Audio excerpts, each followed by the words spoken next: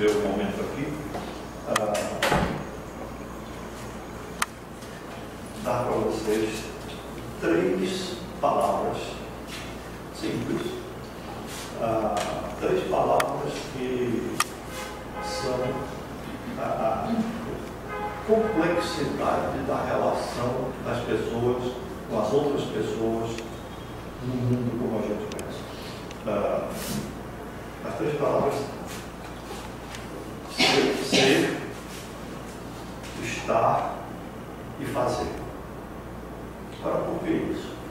Porque nós vivemos um momento do mundo, e dentro das famílias também, e na escola, acredito também, nós vivemos um momento em que a ênfase parece que está no fazer. Tanto que se alguém estiver sentado no canto ali, olhando para cima, muitas vezes você vai fazer alguma coisa, não tem nada. A gente não pode parar para pensar, para descansar, porque tem que fazer.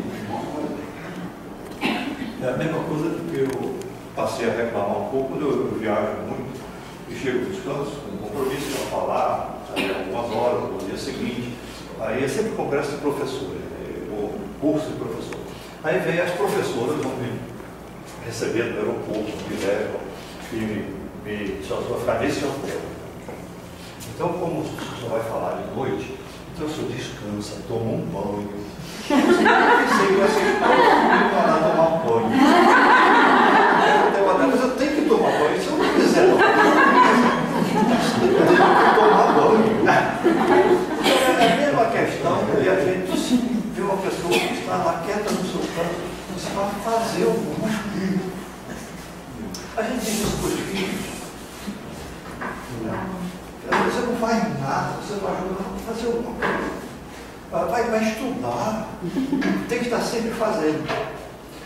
Nada contra o fazer. O fazer é o final de uma linha, é a composição resultante de um processo. Fazer, tudo bem.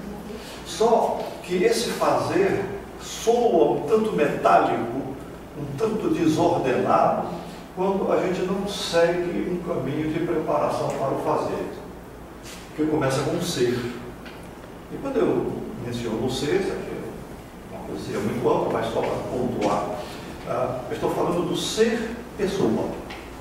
Como é que eu estou sendo pessoa, no nosso caso aqui, como é que eu estou sendo pessoa para os meus filhos? Não é como é que eu estou sendo pai e mãe, não, isso é outra coisa.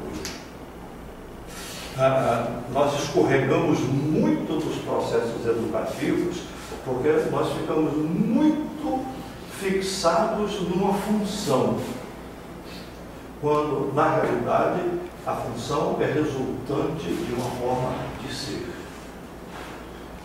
Quando é interessante, a gente pergunta a uma pessoa para se identificar, se apresentar, quem é você? Se perguntasse a você quem é você, você diria o quê? Eu peguei de surpresa assim. Eu não me conheço, eu quero saber quem é você. Quem sou eu? Eu sou Cláudia. Sim. Tenho filho, Caio. Trabalho na Bateria de Moura. Sim. Sou formada em administração. Já ouvi. Tudo bem, então veja, é interessante, né? Ela começou bem. Se identificou com um nome. O nome podia ser Joana, Maria, Sebastiana, qualquer um, mas no seu caso é Cláudia. Então, isso não quer dizer muita coisa. Em termos de você, pessoa. Mas lá pelas tantas você disse a coisa que pareceu mais consistente. Eu trabalho em tal lugar. Assim. Aí você respondeu. Quem é você? Você respondeu com o que você faz. Quem é você? Eu sou médico, eu sou professor. Eu perguntei isso. Isso não diz nada. Isso diz muito pouco. Eu sou outra coisa. Evidentemente, se alguém me perguntar quem é você e eu me identificar do jeito que eu acho que deveria, eu provavelmente serei internado. Porque eu vou dizer, olha, eu sou uma pessoa calma, eu gosto de ficar sozinho, eu gosto muito de ficar sozinho em alguns momentos, eu sou relativamente paciente, ele está bem. Mas na realidade eu sou isso. Eu, uma vez, numa das viagens que eu fazia para o exterior, eu quase fui preso. Eu não me lembro de onde foi, faz mais de 50 anos. Foi na Inglaterra. Pelo jeitão da história, deve ter sido lá. Eu sou meio brincalhão em algum momento, né? E eu fui inconveniente. Eu escorreguei mesmo, porque aqueles ingleses muito impertigados, né? E o passaporte eu mostrei, o policial mostrei, ele olhou, fotografia, conferiu, me fez umas perguntas, o senhor leva na sua bagagem isso, aquilo, eu digo não, e sim, ele não quis nem ver, ele confiou no que eu estava dizendo, muito assim, né? E aí ele disse para mim, agora eu já sei quem é o senhor, pode passar. E eu, aí veio a brincadeira absolutamente imprópria, sabe? O que eu sou é isso aí. Aí, ó, 2 horas, eu meu inglês terrível, quem era eu. Mas na realidade eu estava certo, eu não era aquela coisa que estava aí, física, não sei o que. Aquilo são adendos, né? Títulos que a gente vai recebendo. Então veja, o ser pessoa, como é que eu estou sendo pessoa para os meus filhos? Porque aí, quando eu começo a me organizar interiormente, eu vou entrar automaticamente numa coisa importantíssima. Eu vou descobrindo a forma de estar com essas pessoas. De estar, no nosso caso aqui, com os filhos. Como é que eu estou com eles como pessoa? E depois, nesse processo, vem o fazer. O fazer é uma consequência. O fazer é o coroamento dessa forma de a gente se perceber no mundo como pessoa. A nossa dificuldade no processo educativo dos filhos não está nessas coisas. O limite é difícil, o limite. A estimulação à leitura, ao estudo, a convivência, o respeito, enfim, a aplicação daqueles valores que nós aprendemos de gerações anteriores, aqueles valores que estão comprovados para nós que são bons. Ser verdadeiro, respeitador, honesto, aquelas coisas que a gente passa para os filhos. Só que, infelizmente, em geral, a gente passa de uma maneira verbalizada, simplesmente. Ensinar não é verbalizar o ensino.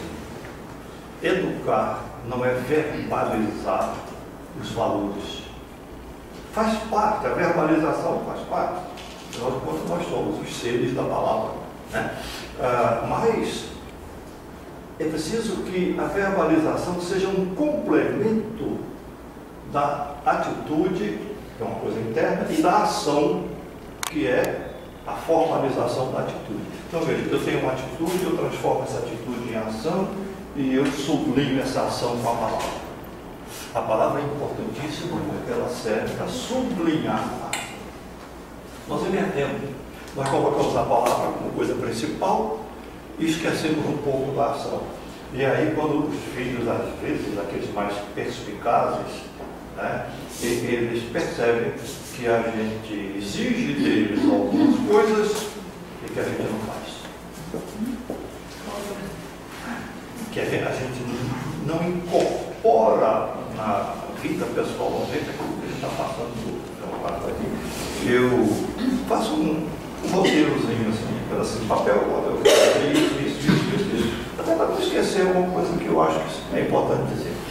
E quando eu tenho a oportunidade, que eu estou preparando isso, eu tenho uma vantagem, que eu submeto a Suzana ali, ela ouvir aquilo, só eu falar um grupo mais ou menos assim, eu quero dizer isso, o que você acha? Aí eu vou dizendo aqueles itens, isso é bom, já sempre acha, isso é bom, isso é importante e tal, mas um dia, acho que ela não lembra disso não, um dia, o Peter lá que eu mencionei, ele falou, isso é muito bom, não esqueça de dizer isso, importante. Aí eu sublinhei. Tá?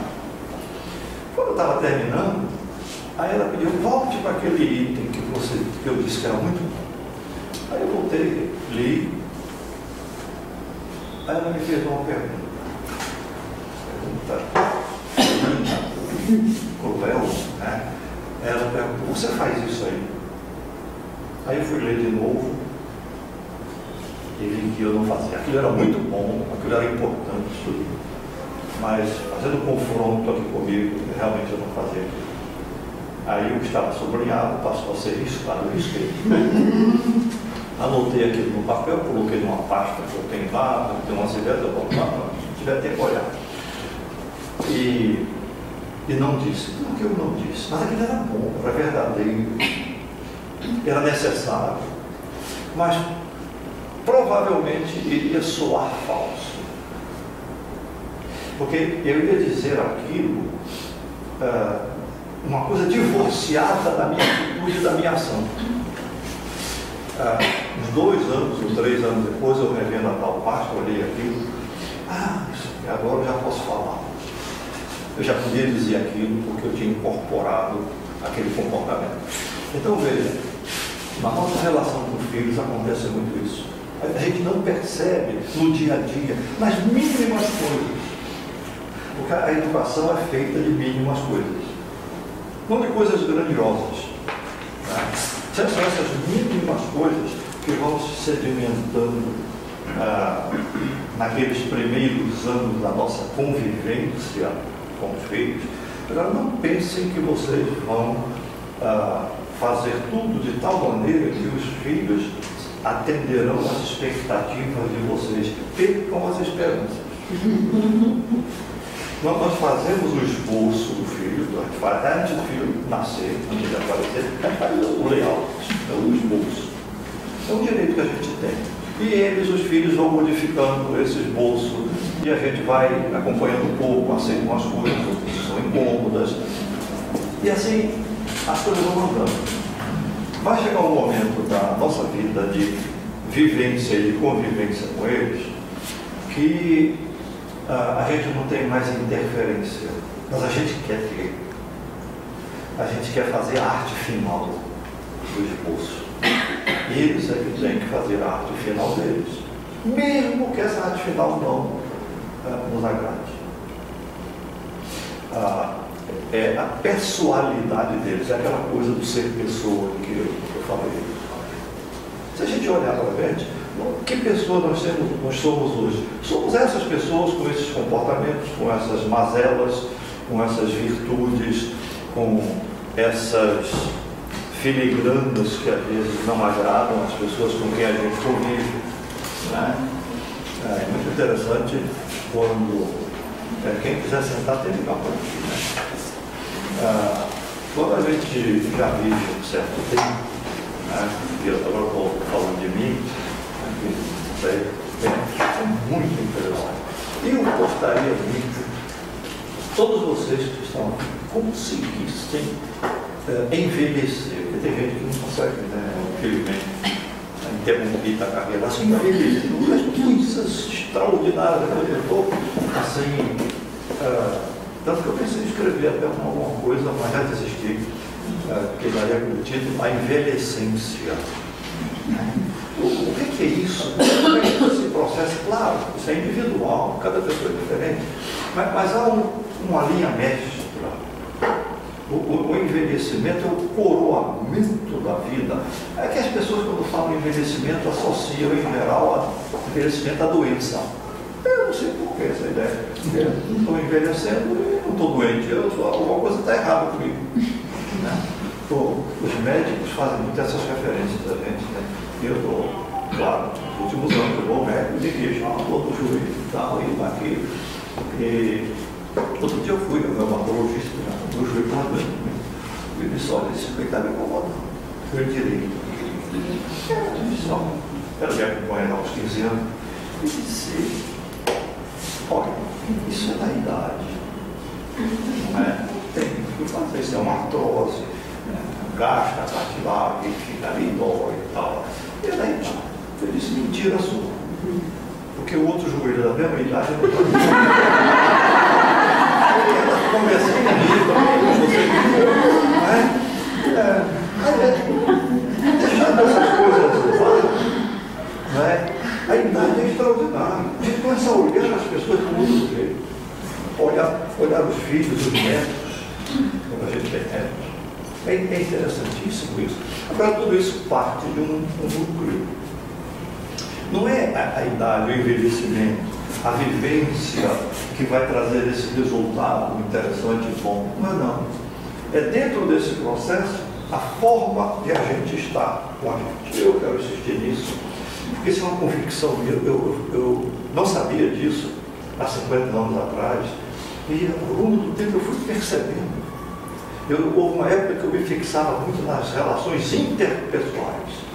E hoje eu já não falo tanto nisso. E eu acho que eu tenho que me fixar mais nas relações intrapessoais. Porque aí a gente tem um substrato, a gente tem uma base. Olha, os filhos querem ver na gente aquilo que a gente está querendo ver deles. Fora disso vai ser complicado o processo de viver e de conviver. Às vezes há pais que se angustiam, mas os meninos, meu filho é assim, ele não gosta muito de estudar, ele é muito agressivo, está sem limites, o que é que está faltando fazer, onde foi que eu errei. É possível que a gente tenha falhado em algumas coisas em função daquele temperamento, daquela forma pessoal de aquela criança ser. Porque quem tem 3 filhos, tem 3 pessoas diferentes dentro de casa. Então, uma conduta única para os 3 muitas vezes não funciona. E os pais torcem isso. Não, eu tenho que ser igual para todos os 3, para ser justo. Aí é que vai ser justo. Basta dar um pequeno exemplo. Se dentre esses 3 filhos houver um deles for uma criança especial, com as dificuldades peculiares da sua especialidade, você vai tratar os 3 iguais? Não pode, é injusto. Não dá para tratar igual. Não é que você vai ter preferência por um e vai rejeitar mais o outro. Outra questão. A questão que eu estou levantando aqui é que você olhar os filhos na sua singularidade. E aí a gente chega na escola. A escola é a mesma coisa. Mas os pais, muitas vezes, hoje os pais estão mais bem informados sobre isso, mas a gente ainda encontra muito pai, muita mãe, que cobra da escola uma coisa que não tem a ver com a escola. Tem a ver com a família. Vou dizer uma coisa para vocês, porque eu disse a vocês que posso falar qualquer coisa, mas no momento Não, veja. A questão da orientação, da educação, da informação que a gente passa para os filhos com respeito à sexualidade deles. Né? Há 50 anos atrás não se falava isso. Pai e mãe não falavam nada disso dos filhos. O tempo foi passando, hoje se conversa, se fala, os meninos pequenos ensinam aos adultos algumas coisas com relação a essa questão. E os pais ficam em dificuldade para fazer isso. E não precisamos falar muito sobre isso, não. Porque não adianta muito. Há informações que a gente tem que dar, há conteúdos que a gente tem que passar, mas sabe como é que a gente passa pela postura da gente, pelo comportamento pessoal da gente, a gente passa para os filhos, porque a verbalização muitas vezes não consegue. Pegando essa questão da sexualidade, pais que vivem mal a sua sexualidade não vão conseguir fazer muita coisa nesse sentido na orientação dos seus filhos. Vocês vão perguntar, como é que você sabe disso? Não sei. Eu só sei que é assim. Olha, eu tenho uma amostragem imensa de histórias, porque eu sou contador de histórias, sou ouvidor de histórias de dificuldade na relação parental, educativa dos pais com os filhos, em que transtornos ocorrem por conta dos pais estarem transtornados.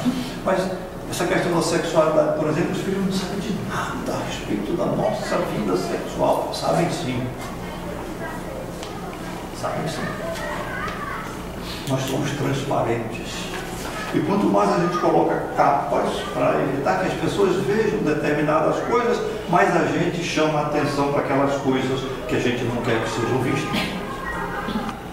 É por isso que essa transparência, claro, tem que ocorrer até onde isso é possível e dentro de um ambiente de segurança. A convivência, para a gente fechar esse capítulo aqui, a convivência em qualquer ambiente, seja na família, seja no ambiente de trabalho, seja na escola, a convivência pede da gente algumas outras coisas. E algumas dessas coisas que eu prezo muito e acho que, pelo que eu tenho visto, são nutrientes extraordinariamente eficientes para a relação entre as pessoas, em qualquer grupo de convivência. Algumas dessas coisas são a paciência, a expressão de ternura e a manifestação do afeto. Porque a gente pensa que basta amar profundamente uma pessoa. Não basta. Se eu perguntar a vocês amam os filhos de vocês? Todo mundo vai dizer que sim. E eu acredito que é verdade. E alguns não contentes vão dizer: eu amo profundamente meu filho. Eu vou dar uma ênfase. E deve ser verdade. Mas isso não basta. Esse afeto, esse amor tem que ser manifestado para os filhos. A gente tem que expressar. E aí é onde nós pecamos muitas vezes. Nós amamos e temos essa ou aquela dificuldade de manifestar o amor que temos por uma determinada pessoa. Amor não manifestado não tem sentido ético. Constrói o quê? Nada. Para mim, a nossa grande dificuldade é essa, porque nós não aprendemos isso muitas vezes nas famílias de onde nós viemos. Eu estou cansado de ouvir pessoas adultas dizerem para mim coisas desse tipo.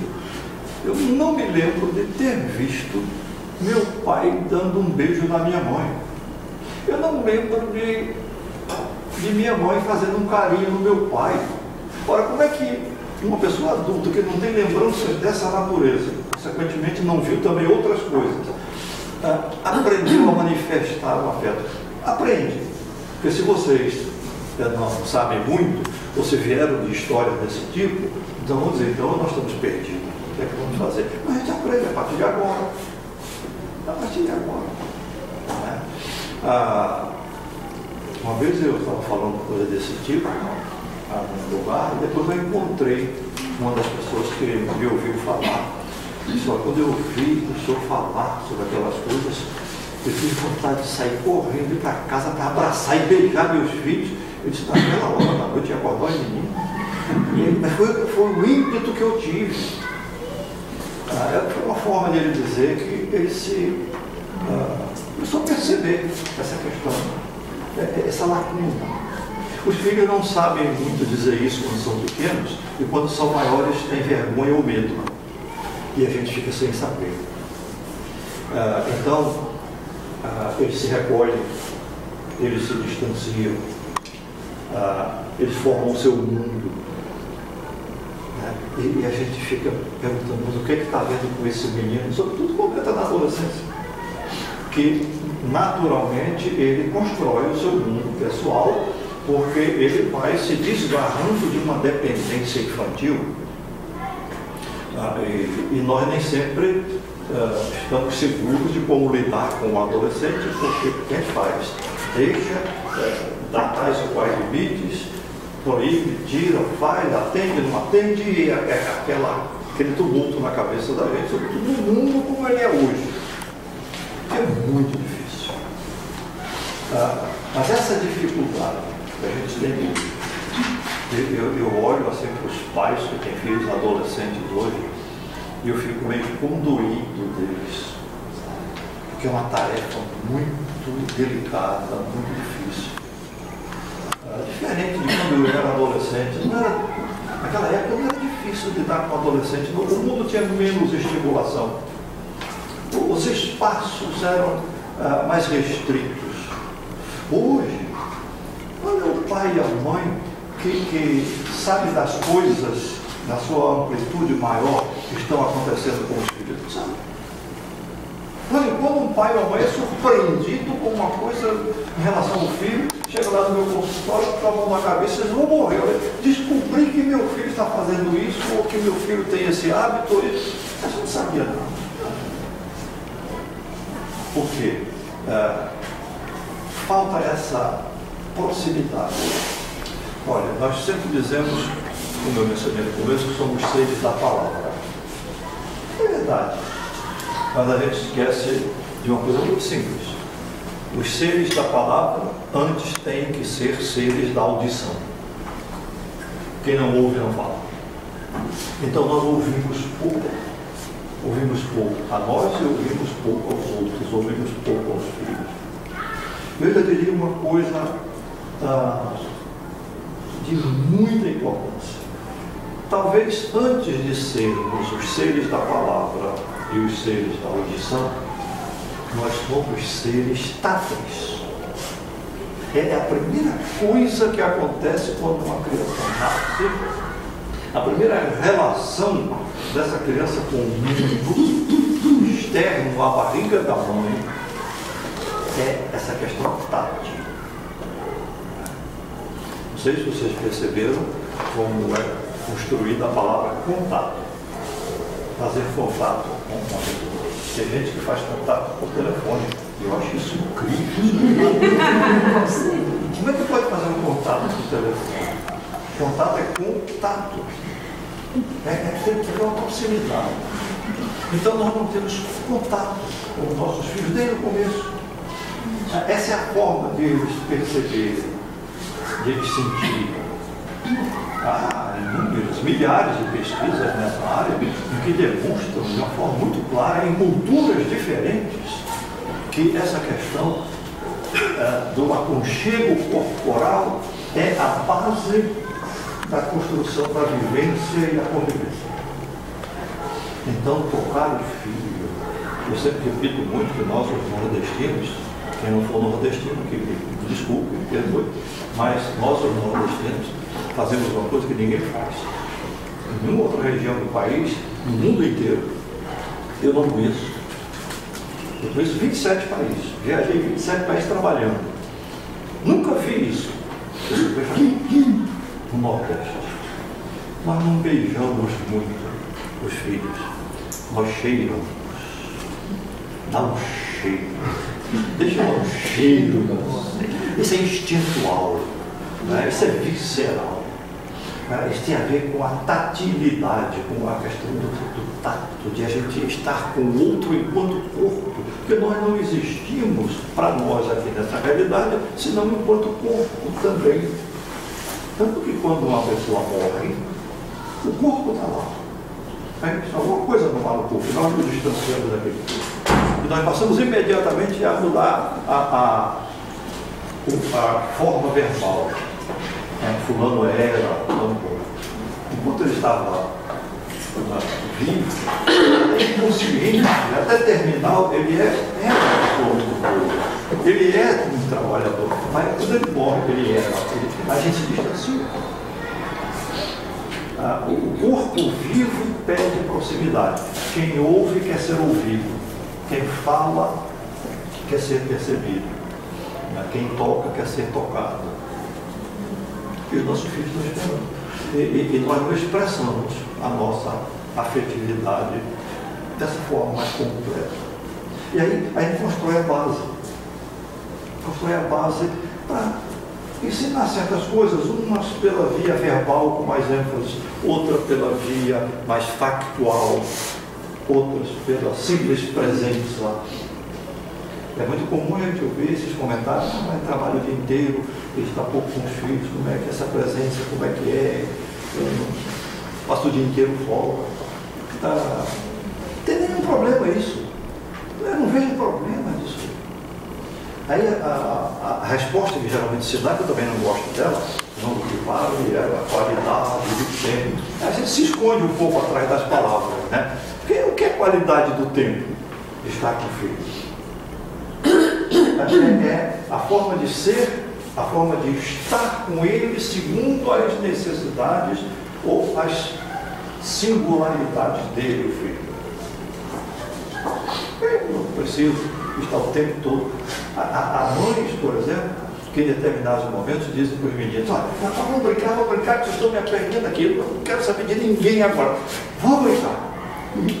É interessante isso, né? Mas se os filhos fizessem uma coisa parecida com a mãe, era um horror. Sai daqui que eu não quero brincar. Mas que é isso com sua mãe? Você não gosta com sua mãe? Não é essa a qualidade. A qualidade é a qualidade do ser pai. E ser pai e mãe não é ser simplesmente genitor e genitora. Essa é a grande diferença. Genitor e genitora são aqueles que geram. Ser pai e ser mãe está acima disso. Outra coisa. A parentalidade real não tem a ver com a sexualidade. Não tem a ver. A parentalidade tem a ver com uma relação de cuidado. Aí sim. O cuidado. O cuidado com o outro é que constrói uma forma de relação, de convivência.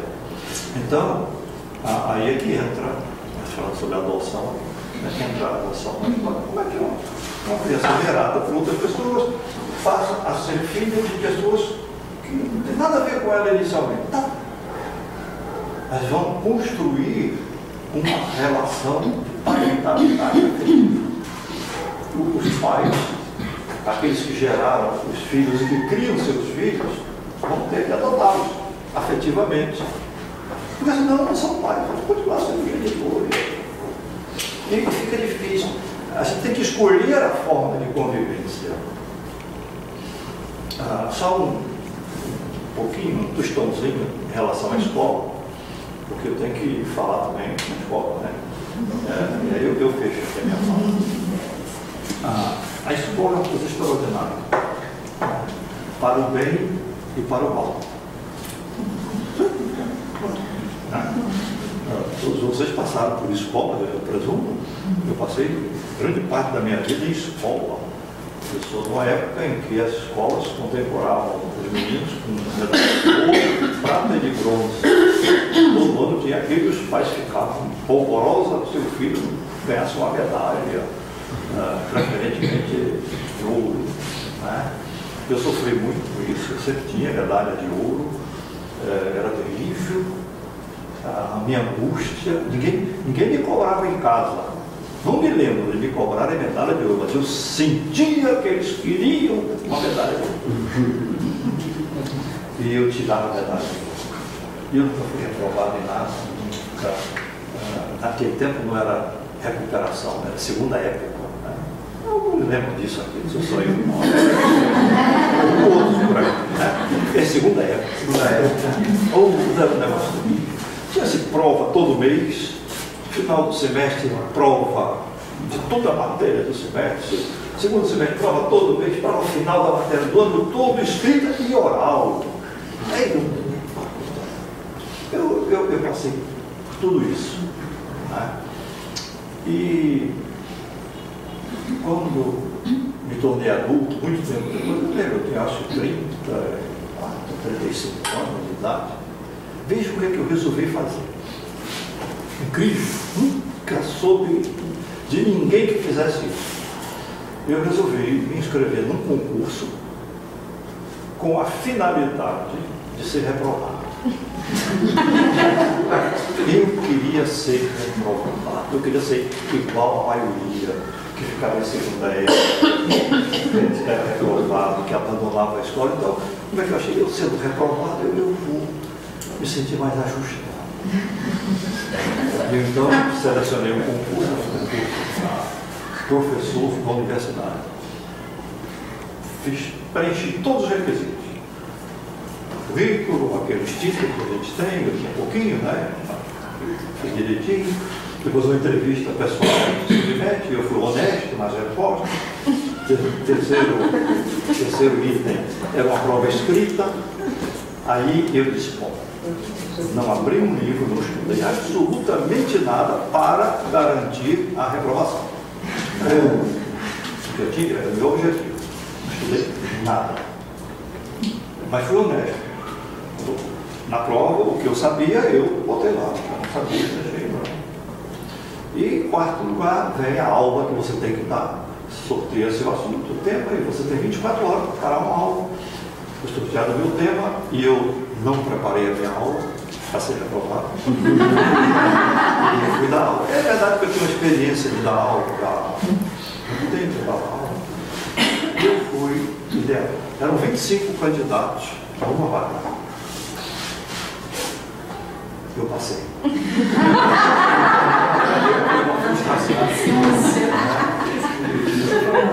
Tinha muita gente, aqueles 24 outros, que sabiam muito mais do que eu, que estavam muito mais bem preparados do que eu, e não passaram.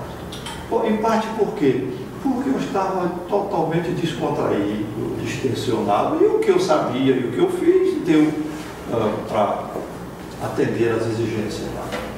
Então veja, a escola tem uma coisa que às vezes falta em algumas escolas, ou falta talvez não é na escola, falta em alguns professores, ou falta em algumas outras pessoas cuidadoras de crianças na escola. A escola pode ser muito bem estruturada em termos pedagógicos, em metodologias adequadas, boas, mas há que se pegar todo esse instrumental e colocar dentro de um conteúdo que se chama afetividade. A relação de afeto com o aluno, do mesmo jeito que a relação de afeto dos pais com o filho, vai facilitar a função da escola, que é a aprendizagem e a sua formação dentro dessa área. Então, no final das contas, escola, família, outros grupos de convivência se movimentam dentro de um contexto afetivo. Afetividade quer dizer um processo no qual eu entro de amor pelo outro. Mas amar o outro não significa simplesmente que eu tenho que gostar. Eu posso amar e não gostar. Na escola é assim, professor. Tem certos alunos que são terríveis, estão no trabalho terrível. Eu posso amar esse aluno, eu posso ter uma relação de afeto boa com ele e não gostar de alguns comportamentos dele. Eu tenho que tomar certas providências, como em casa, na família também. Gostar é coisa diferente de amar. Né? Gostar é condicional, tem que ter condições para gostar. Se não há aquelas condições, eu não gosto. O amor é incondicional, eu gosto sem nenhuma condição. Não é assim que a gente ama os filhos? Fica que os filhos antes de conhecê-los. Depois, quando eles vêm, que a gente convive com eles um tempo, a gente continua a amá-los, apesar de conhecê-los. E mais adiante, a gente ainda continua a amar, mesmo sem saber como eles vão ser no futuro. Isso chama-se amor às pessoas. Então, é dentro desse contexto que a gente vai encontrar as formas boas de viver e de conviver. Viver não é difícil. Viver é uma dádiva. Conviver é uma conquista. Então, com isso, a gente consegue. E aí eu podia até, em questão da divisão que a gente fez aqui, então, na convivência marido e mulher, que são o pai e a mãe dos meninos. Como é que está essa convivência? A gente às vezes reclama do comportamento dos filhos, mas como se fosse uma coisa divorciada ou a parte da nossa convivência. Pai e mãe, não é não. Pelo contrário, é o que proporciona um determinado ambiente. Para fechar tudo isso e eu encerrar de vez, eu só encerro na terceira ameaça. Nós não ensinamos propriamente o que sabemos. Nós ensinamos o que somos. Que pessoas estamos sendo? Como é que estamos com o outro com quem convivemos? E o que é que estamos fazendo como decorrência desse ser e desse estado? Fica aí a pergunta, e em outra hora que a gente se encontrar, a gente vai conversar a respeito dessa introdução, porque agora vem uma coisa, uma palavra que nunca mais eu ouvi as pessoas usarem. Minha mãe usava muito. Ela fazia umas sopas, eu comprava urso, e todo mundo gostava do tutano do urso. Então, agora eu vou o tutano para sair, eu dei uma introdução para você. E obrigado pela paciência. Ele precisa da clínica ainda, venha conversar comigo. Não, mas eu quero que você o veja, por favor, veja. E ela me insistiu tanto, desesperadamente, que eu recebo a criança. Mas na verdade não é a criança. Né? A gente sabe que uma criança pequena, quando ela apresenta problemas, não é a criança. Né? Na verdade, a gente tem mais adiante nessa escola. Né? E essa questão tem nos preocupado muito. Né? A gente conversa muito sobre isso. Né? De como parece que, de repente, as pessoas estão assim, com dificuldades de educar os seus filhos. Né? E a gente pensa assim, várias coisas sobre isso. Né? A gente pensa o que é que pode estar acontecendo, né? Para que isso esteja acontecendo. Existe assim parece que existe uma necessidade muito grande, já desde pequenininho. Poxa, meu filho é hiperativo. Né? Eu acho que eu tenho que ir lá no neuropediatra, precisa de um remédio. Então, eu tenho que dar um remédio para o meu filho para acalmá-lo, para ficar quietinho, né? Porque eu não estou conseguindo lidar com ele.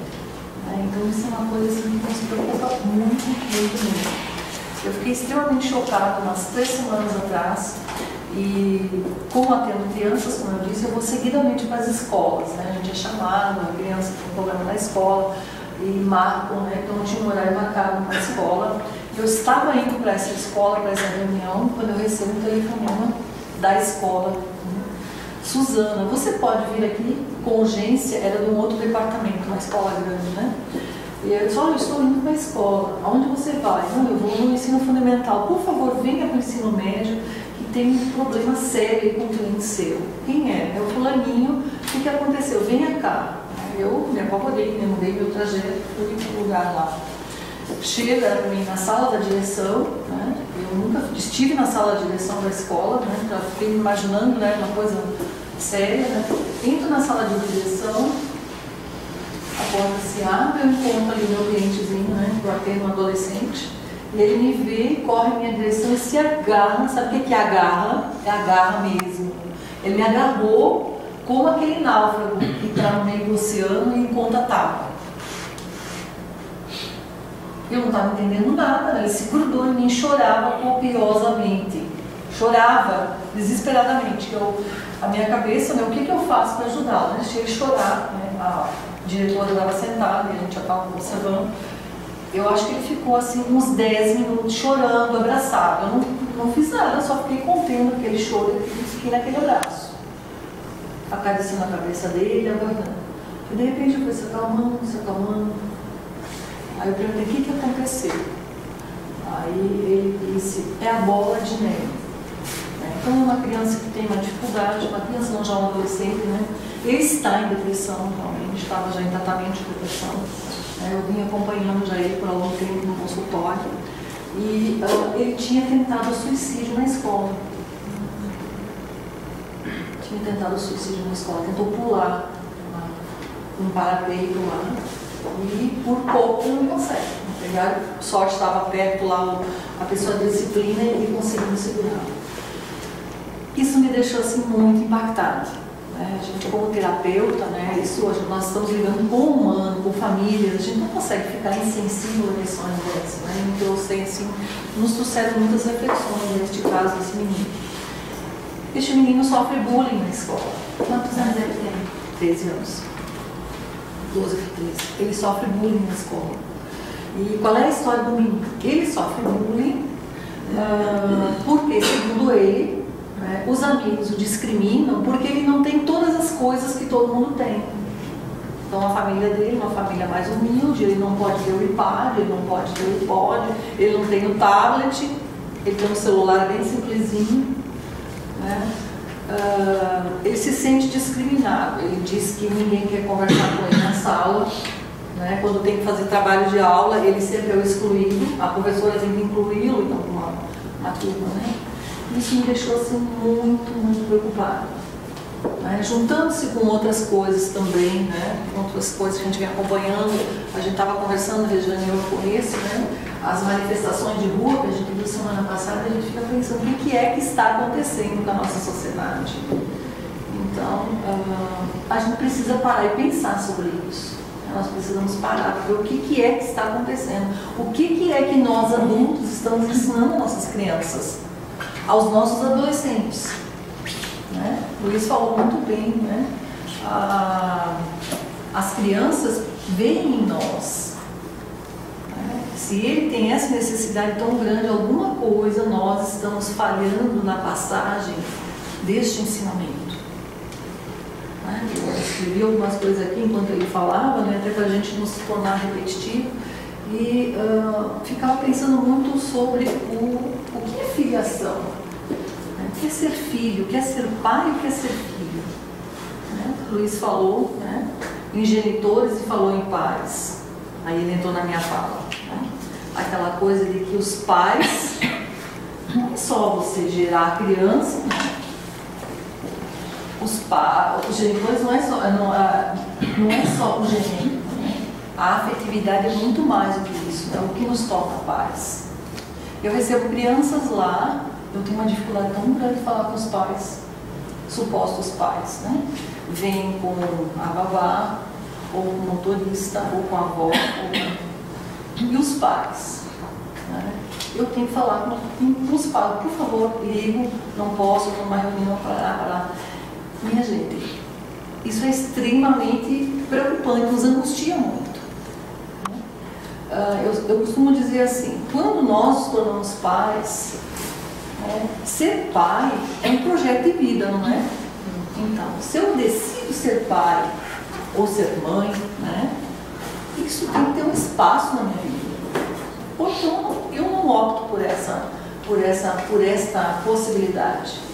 Eu tenho uma das nossas filhas, ela mora fora, nos Estados Unidos, e ela já está com 37 anos, e outro dia eu perguntei para ela, minha filha, vocês não pretendem ter filho? Ela disse, mãe, eu não quero ter filho não. Eu me choquei, né, porque o sonho da gente é ter muitos netos, né, e ela me disse isso, eu fiquei preocupada. Ela disse, mãe, como é que eu vou ter filho na vida que eu tenho? Se eu tivesse filho, e ela trabalha, está inserida, se eu fosse mãe agora, eu estaria fazendo uma coisa muito... Eu estaria sendo cruel com meu filho, eu não poderia ser mãe dele, eu não quero ter. Então, neste momento, eu não tenho tempo para ser mãe. Me chocou isso. Mas depois eu pensando, acho que eu fui honesta. E no momento que nós decidimos ser pais e sermos mães, aquele filho precisa um espaço na nossa vida. Não adianta a gente dar celular, iPod, tablet, se eu não consigo dar a mim mesmo. Entende? Então, a clínica para a gente está sendo muito dolorosa. É uma parte assim que vocês não têm contato, mas a gente recebe muito essas questões. Eu, sinceramente, estou muito preocupada com isso, o Luiz também. Né? E nós trabalhamos com adoção, né? Eu disse que isso não era uma campanha de adoção, né? E nem é também, né? Mas nós estamos na semana de adoção, e justamente a adoção para nós é uma adoção no sentido muito amplo, né? Como nós trabalhamos com famílias adotivas, nós somos pais adotivos, né? A gente percebe, não estou querendo dizer que as famílias adotivas são todas perfeitas, são famílias, né? Que tem famílias que têm dificuldade também, né? Tem adoções que são feitas onde a criança entra não é para ser filho, ela entra para outra coisa, né? A criança entra para mostrar que eu sou uma pessoa muito boa, né? Vou fazer uma caridade para ajudar uma criança. Nesse caso, a criança não é filho, né? Ou pessoas adotam para ter companhia na velhice, né? Adotam porque querem consertar um casamento e outras coisas. Mas quando a criança entra na família para ser filho, e ela se torna filho pela adoção, aí é filho. Né? E a gente vê que essa relação de afeto, ela é muito forte. Né? E a gente vê nessas relações que a gente vivencia isso na nossa prática, né? Como os laços afetivos realmente determinam uma filiação. Né? Se isso é possível na família adotiva, né? Que se constitui, onde as pessoas se tornam pais a partir de crianças que foram geradas por pessoas estranhas, por que não pode acontecer na família biológica? Eu fico me perguntando. Né? Com aquelas crianças que têm o nosso DNA. Né? Então eu penso que nós precisamos parar para pensar. Né? A gente está levando esse desafio para as escolas, por isso que eu estou aqui, nosso filho estuda aqui. Né? E nós estamos ampliando essa reflexão para muitas escolas, porque eu acho que alguma massa crítica tem que sentar e pensar para a gente modificar algumas coisas. É muito sério da forma como a gente vê as coisas. Eu costumo dizer assim, que nós nos tornarmos pais, quando a gente decide entrar por esse projeto, né, de termos filhos, nós estamos entrando numa aventura. Por que é uma aventura? Oi? Não sabe, não vai. A gente não sabe, não vai dar. Né? Então, como é uma aventura, a gente já, quando vai uma aventura, como é que a gente faz? A gente já se prepara para essa aventura, né? Nós desenvolvemos algumas precauções, a gente se prepara, né? Eu acho tão, às vezes eu fico observando assim, você recebe um convite para ir em chá de fralda, né? Aí você vai no chá de fralda, aquilo é tão legal, eu acho tão bonito, eles hoje tem um monte de lembrancinhas e todo mundo leva presente e os pais ficam tão preocupados com as coisas que vão faltar para o bebê e todo mundo dá as coisas, né?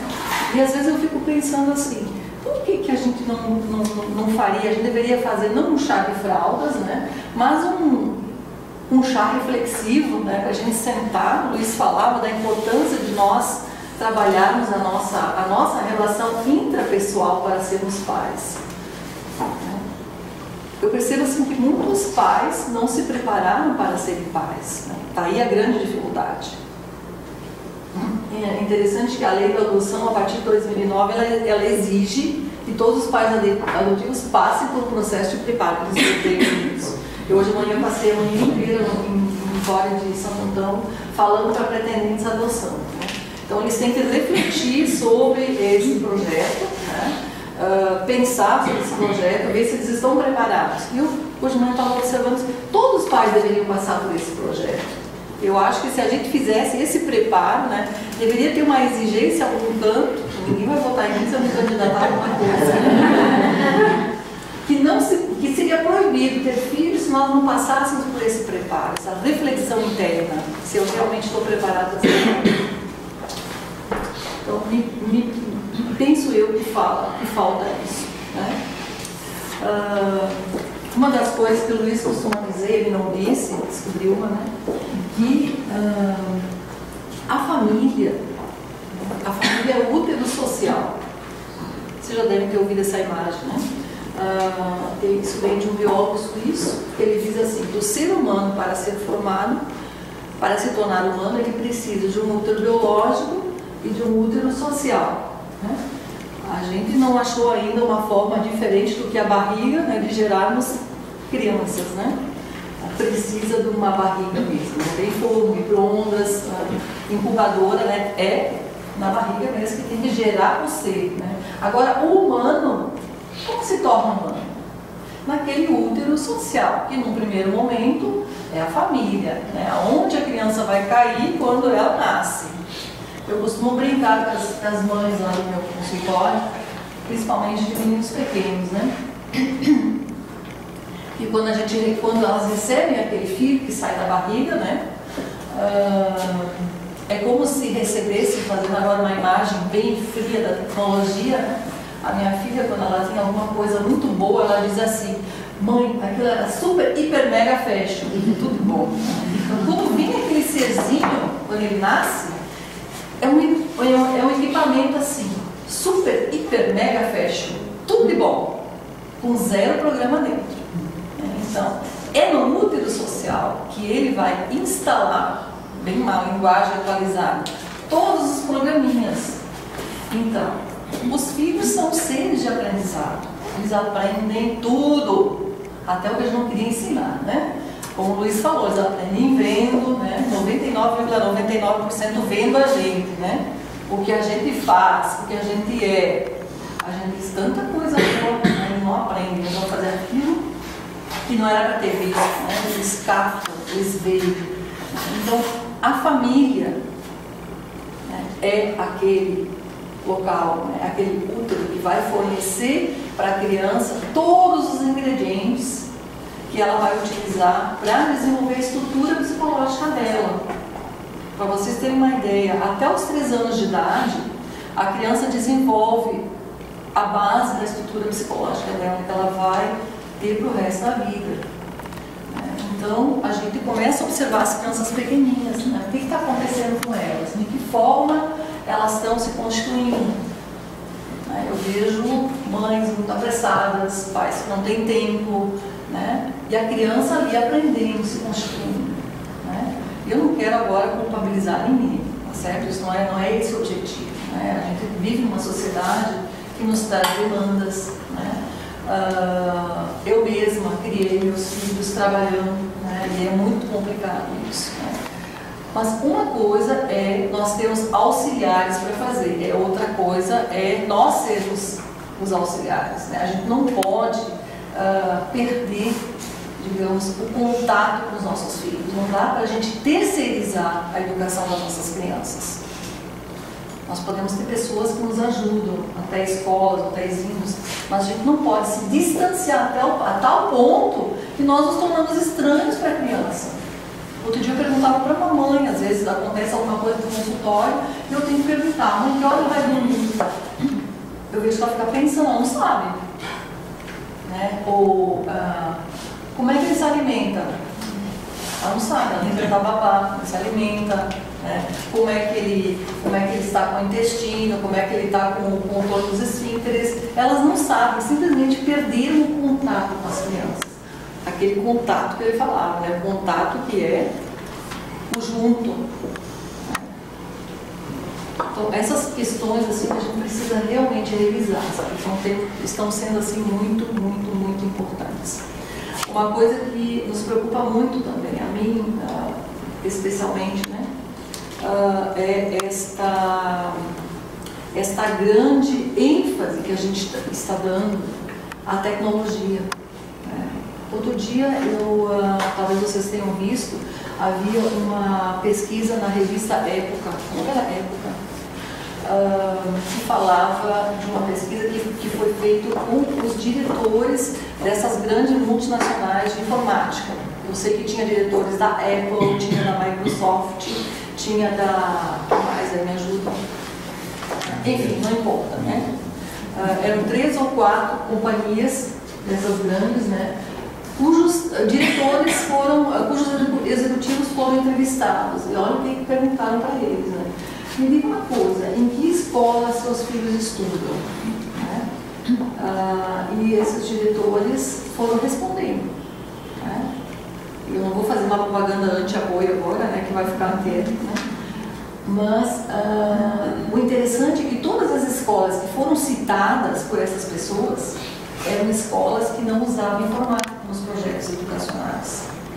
E o entrevistador perguntou, por que você... Mas como assim? Vocês estão aí, vocês são os que veem a informática, que convencem a nós pais a comprarmos os equipamentos. Como é que os filhos de vocês não estão em escolas que usam esses equipamentos?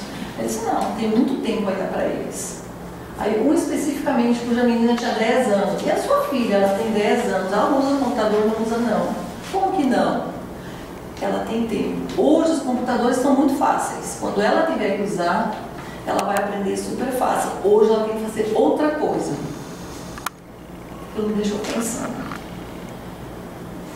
Eles inventaram os computadores.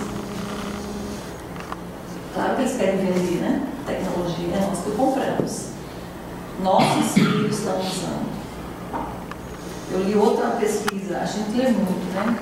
uma outra pesquisa que dizia que crianças com menos de 3 anos de idade não deveriam, em hipótese nenhuma, ter contato com aparelhos eletrônicos. Era categórico. Aqui no Brasil, infelizmente, a gente não tem pesquisa. Então, a gente tem que se munir de pesquisas do exterior, né? Eu vejo, no meu consultório, diariamente eu estou lutando com isso, né? Crianças de 2 anos lá. É impressionante, né? Ele já nasce com chip extra. 2, outro dia saiu. É que no meu consultório só vem com 2. Outro dia saiu no Face, a mãe botou no bebezinho, o bebezinho lá, e ela colocou santo iPad. Veja, vou dar um exemplo. Assistindo. Ó, eu entro na sala de do consultório com 3 aninhos, estava lá. Uma rapidez, né? Faz melhor do que eu, com 3 anos de idade. Eu perguntei para ela, mãe, por que ele está com o iPad? Não, aqui, de quem é? Eu perguntei para o menino, de quem é esse iPad? É meu.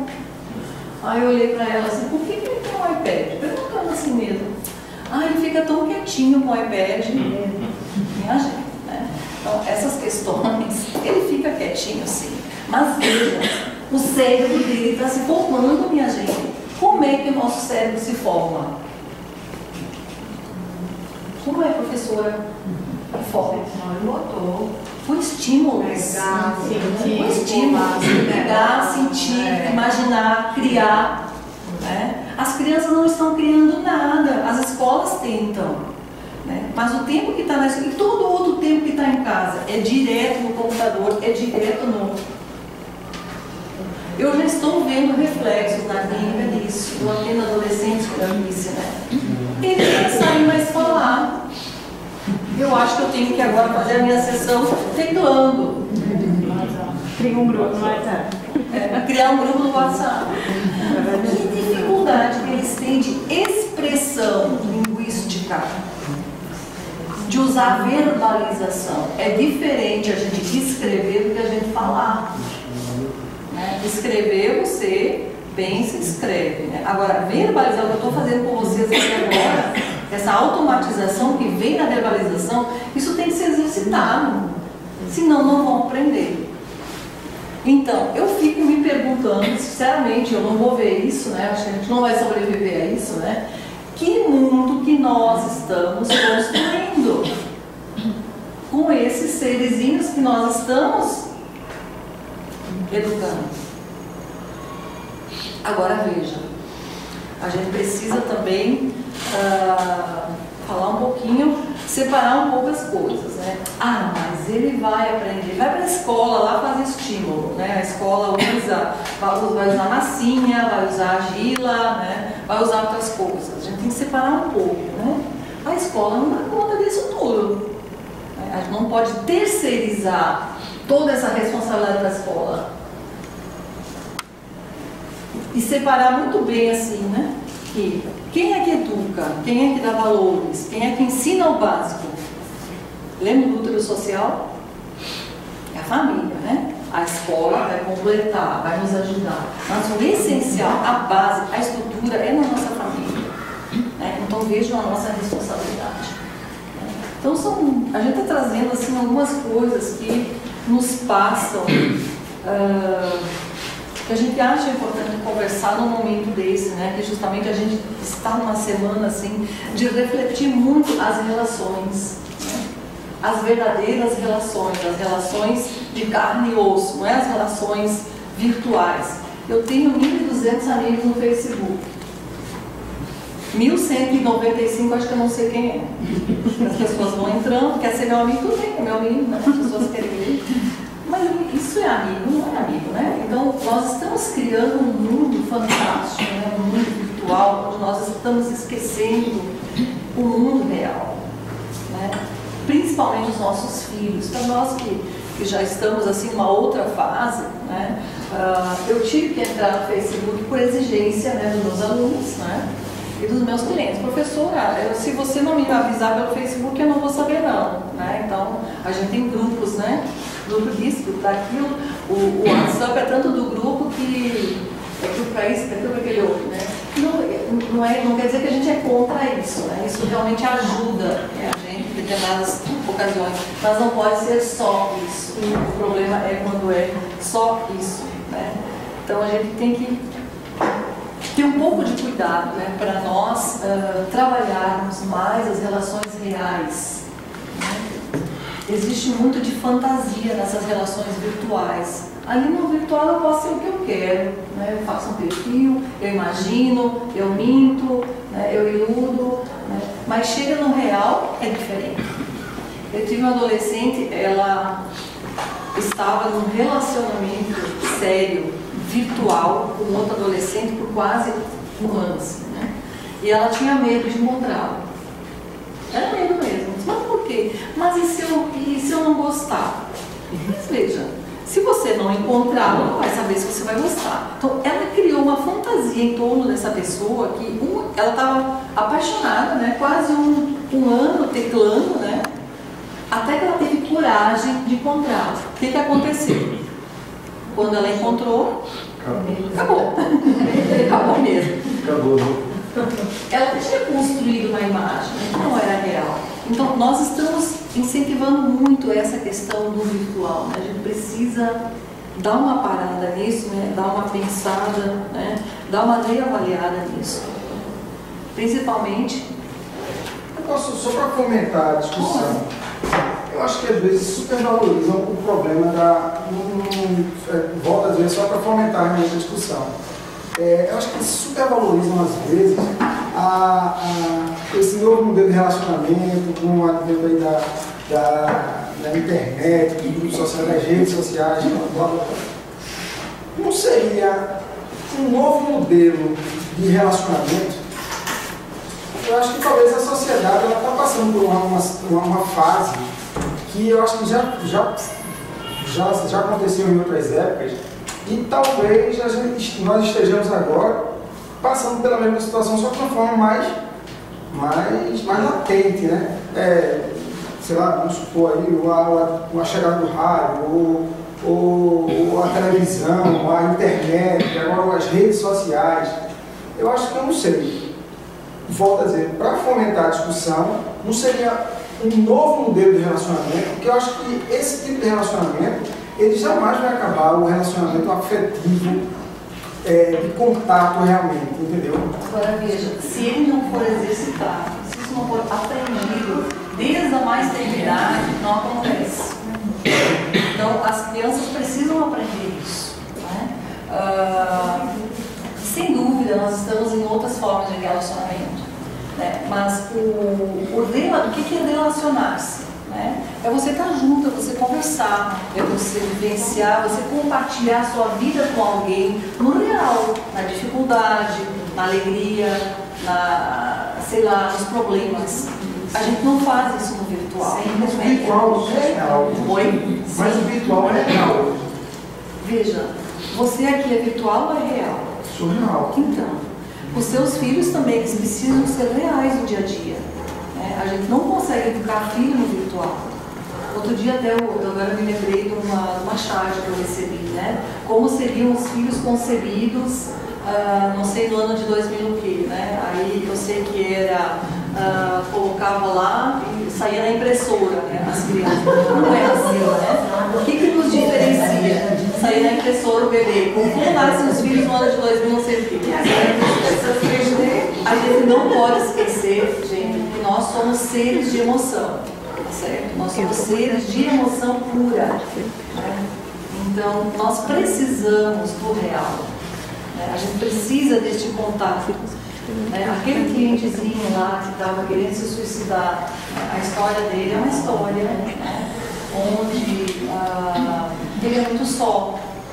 Né? Então, ele se fixa muito nesses valores materiais, ele não tem outro lado. Né? Então, ele entra numa questão de competitividade com os coleguinhas, ele tem ciúme dos coleguinhas. Falta ele essa base, né? Essa base afetiva, essa base acolhedora, né? De paz. Desculpa, Júlio. Tem um amigo que com meu amigo assim, muito tempo, com muita convivência, né? Táctil, né? A gente tá muito, que há 5 anos mora no Canadá. É impressionante como ele... Eu hoje, assim, não estou em nenhuma rede social, realmente estou fora de todas, assim.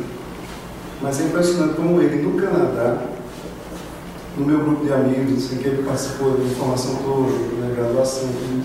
Mas como ele, no Canadá, está mais próximo de tantos outros que estão aqui próximos de mim, sabe? Estando longe, através das redes sociais. Hoje eu estou fora, mas eles comunicam por e-mail. Eu gosto de escrever muito também.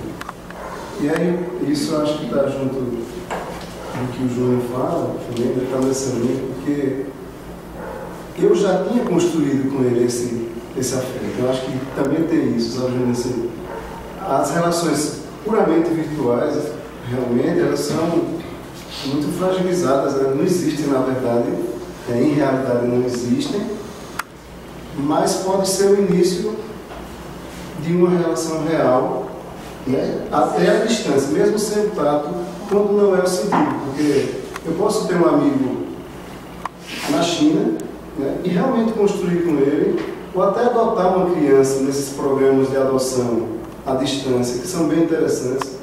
Tem um filme lindíssimo que trata exatamente essa questão, quando o ator, que é o Jack Nicholson, envelhece, ele, por um acaso, acaba adotando uma criança. Muito interessante as confissões de Schmidt, né,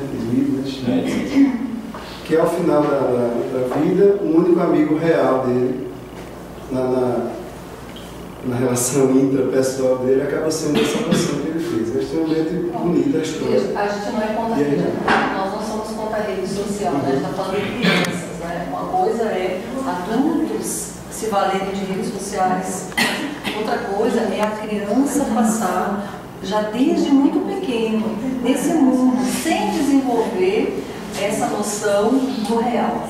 Com certeza. Só para fechar o raciocínio, o que eu estou querendo dizer é que, na verdade, o afeto existe à distância também, né? A construção do afeto pode existir à distância, né? Também. Eu acho que o que está acontecendo hoje em dia é uma revolução no relacionamento.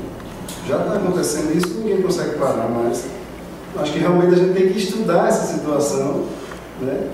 Os nossos filhos estão realmente próximos da gente, mas amanhã eles vão estar nos Estados Unidos, vão estar na França. E as redes sociais salvam a nossa vida, porque quem aguenta ligar... Eu não tenho nada contra, na verdade, então, não tenho nada contra a isso. gente tem que entender como usar e realmente... Sim, com certeza. Então, veja, eu uso as redes sociais, eu sou uma mãe virtual. A minha filha está 8 anos fora, eu uso Skype, eu uso tudo para conversar com ela, mas é diferente, né? O que a gente traz aqui é a criança desde 1 ano de idade, já nesse mundo, sem ter desenvolvido, sem ter se estruturado psicologicamente para fazer essa separação. É isso que eu estou trazendo. Eu não sou contra o mundo, eu sou uma usuária bastante assídua das redes sociais. Eu vou trazer o depoimento de uma aluna do primeiro ano de ensino médio. E aí, era uma menina, ela estudava numa escola e mudou para a escola que eu trabalho. E na hora do recreio, ela fica se comunicando com a turma do outro colégio, do colégio que ela saiu. Aí eu chamei ela para refletir, até trouxe para a sala dela um vídeo que é Look Up, né, que é um vídeo que eu vi na rede social, que é exatamente chamando a atenção do que a gente pode perder no real estando no virtual. Né? A gente está no virtual e a gente pode perder muita coisa que está ao nosso lado. Então eu acho que, só complementando o que você tinha falado, tem uma máxima que eu escutei, que eu li, é que o virtual ele aproxima os distantes, né? E afasta os que estão próximos. E aí, eu chamei ela para conversar e fiz, vem cá, tu não está percebendo, tu está construindo um vazio muito grande com as duas relações. Tu está agora numa oportunidade noutra escola e tu estás se relacionando virtualmente com o outro e no final das contas tu está perdendo a grande oportunidade de conviver com as pessoas daqui, dessa nova escola.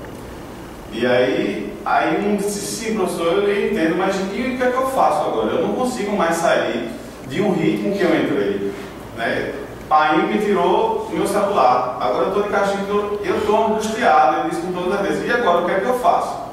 Aí eu queria exatamente trazer isso para você, porque eu quero ouvir também, porque na hora eu não sabia o que dizer a ele, e realmente, e agora o que é que tu vai dizer? De verdade, eu não sei o que você vai fazer.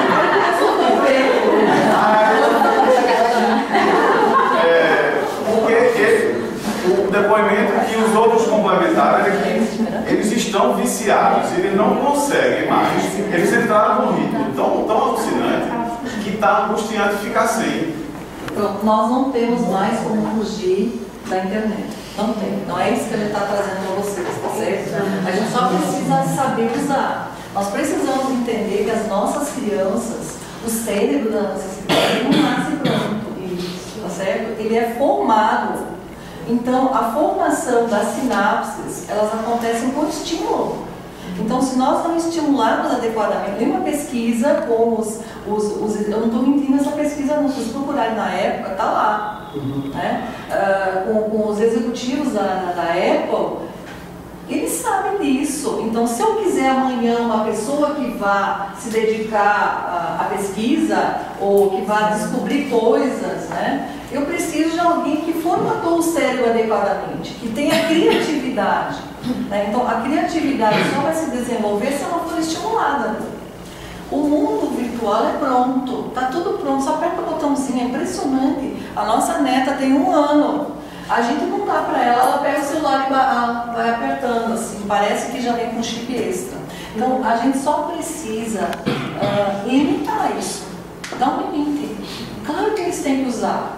Não dá para deixar eles fora do mundo virtual, né? Crianças pequenas, sim, eu acho que é muito cedo, eles têm que fazer outra coisa. Mas a partir do momento que eles já têm, você limita a resposta. Você não precisa abandonar suas amigas, mas tem que dar um limite, né? Então foi uma adolescente, eu não sei se é a idade, né? Ela entrou nesse ritmo, né? E não consegue mais sair. Porque como eles não têm uma capacidade psicológica de controle, são presas muito fáceis essas coisas. Nós temos o controle como adultos e como às vezes é difícil, né, a gente controlar, né? Então imagina para a criança e para o adolescente que ainda está em formação. Então o nosso papel enquanto pais, né, é realmente controlar isso, limitar. Quando eu era pequena, né, eu tinha 5 ou 6 anos, eu lembro que... Eita, eu sou antiga, hein? Acho que nem tanto, né? A tecnologia foi rápida.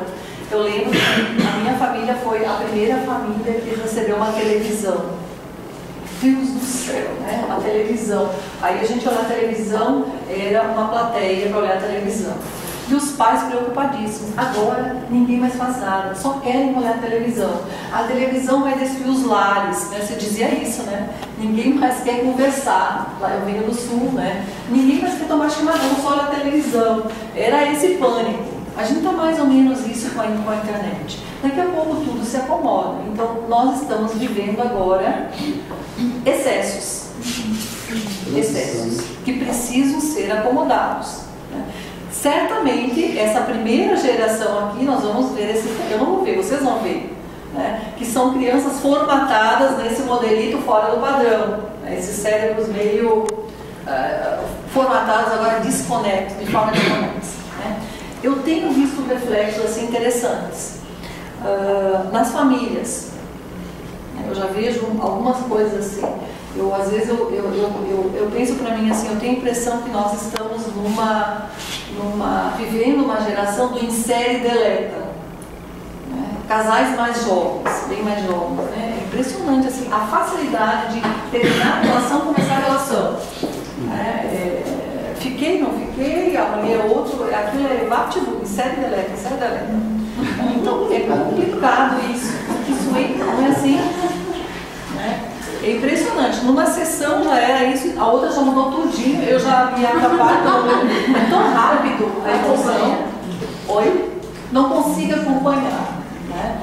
Então, isso tudo tem a ver com me parece assim, com uma coisa que está se criando, né, em torno disso, né?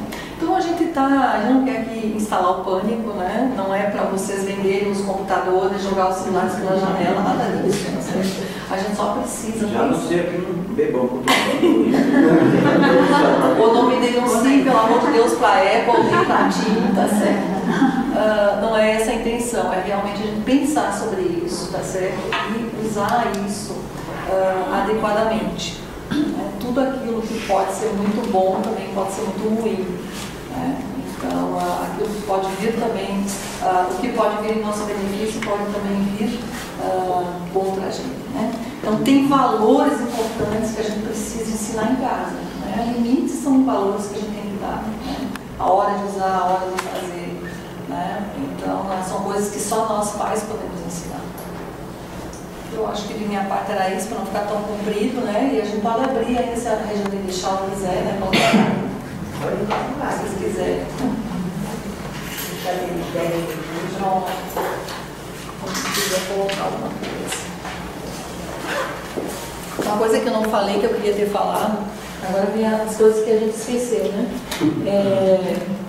Que eu acho importante a gente mencionar, penso que é também uma situação do colégio, né? As diferentes configurações familiares, né?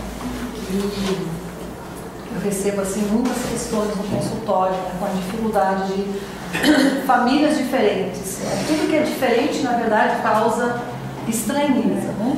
Então nós temos hoje umas configurações familiares muito interessantes, né? Diferentes mesmo, que a gente não conhece. Como não conhecemos, nos causa estranheza. Né? Aí a gente entra naquela palavrinha feia que é o preconceito. Né? Pais adotivos também muitas vezes sofrem preconceito. Né? O preconceito é o quê? É aquele conceito que você faz antes, né? Sem conhecer o julgamento que eu faço antes. Todos nós somos preconceituosos, não adianta fugir disso que a gente é mesmo. Né? Outro dia me dei conta do preconceito, meu Deus do céu, que preconceito, era mesmo. Então tudo que a gente não conhece, a gente preconceitua. Então, em relação às famílias também, né? Então, na casa da gente, né? Eu penso que esses valores começam na casa. Tem um conceito que a gente trabalha muito na adoção, que é a atitude adotiva, que a essência da atitude adotiva é a abertura e o respeito ao diferente. Aquela pessoa que é diferente de mim, aquela pessoa que vive diferente. Né? Então, isso a gente pode ensinar para os filhos da gente, né? Nós não somos iguais. Tem crianças que vêm de diferentes famílias, né? Isso não quer dizer que as famílias são piores, são diferentes. Tem pessoas que são diferentes porque têm menos condições financeiras, tem pessoas que são diferentes, que a configuração familiar é diferente. Então tem pessoas diferentes porque a cor é diferente, né? Porque falam diferente.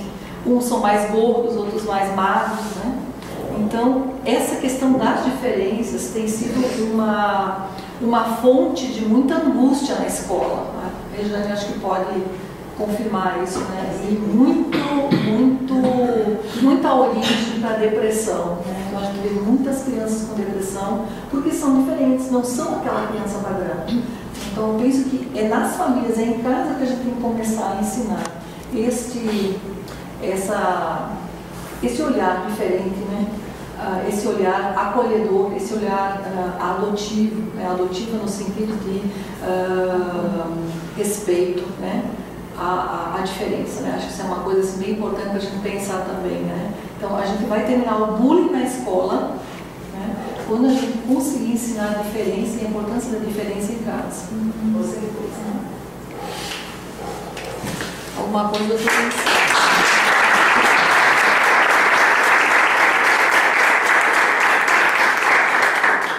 Suzana, deixa eu falar só uma coisa.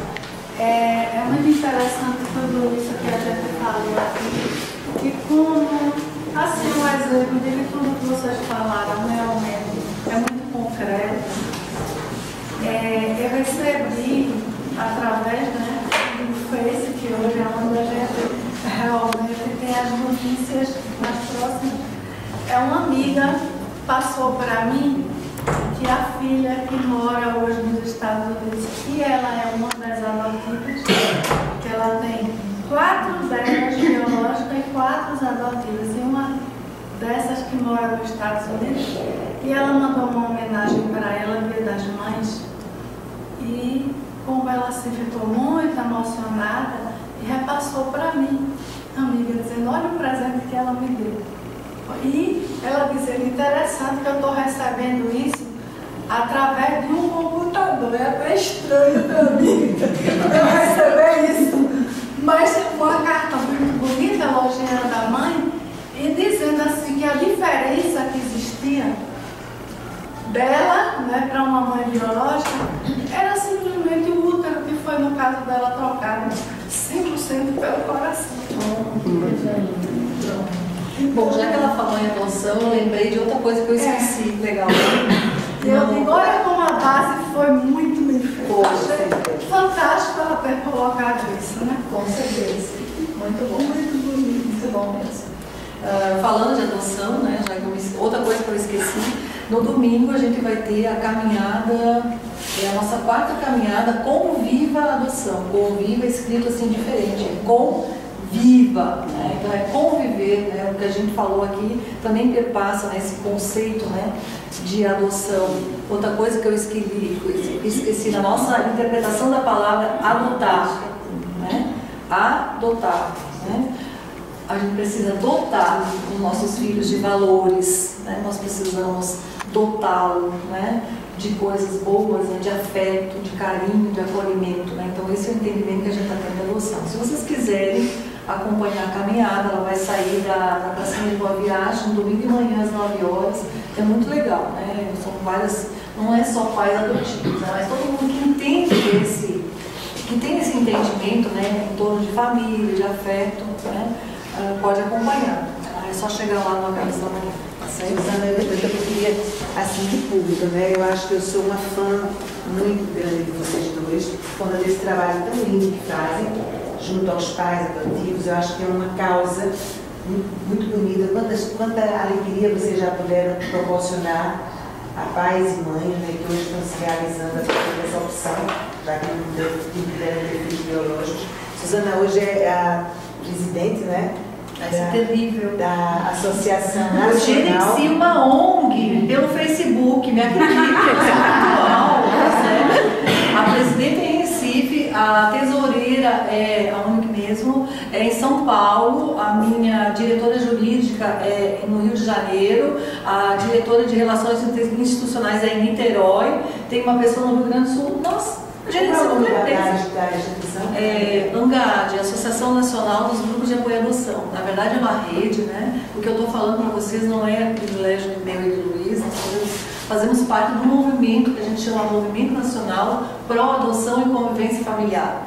Não é, fala adoção, todo mundo acha família adotiva. É não, tá certo? É tudo isso que a gente falou, né? No sentido da gente olhar para a família de um outro jeito, do jeito que tem que ser, né? Família, né? Então, no Brasil a gente tem 125 GAAs são grupos de apoio à adoção. Em Recife a gente tem também, até dezembro eu era presidente do GEAG Recife, aí eu tive que deixar presidente do GEAG porque me colocaram nessa outra, né? Então tive que me abdicar do GEAG, mas a gente não abdicou nada, né? Quando tudo igual, né? E assumir um trabalho feito não só com competência, mas com muita sensibilidade, com muito amor ao ser humano. Eu acho que vocês estão de parabéns. Eu me sinto também muito honrado de ter vocês aqui, dividindo com a gente essa experiência, que eu tive com poucas oportunidades de acompanhar e sei o quanto é grandiosa essa missão de vocês. Na verdade, a gente acredita mesmo nisso, né? Eu acho que, como eu disse, né? Enquanto 2 ou 3 ou 4 acreditarem que é possível o amor dentro da humanidade, né? Não está acabado, né? Então, acho que ele vai continuar, né? Nem for os últimos lá, a gente vai tentar essa proposta, tá certo?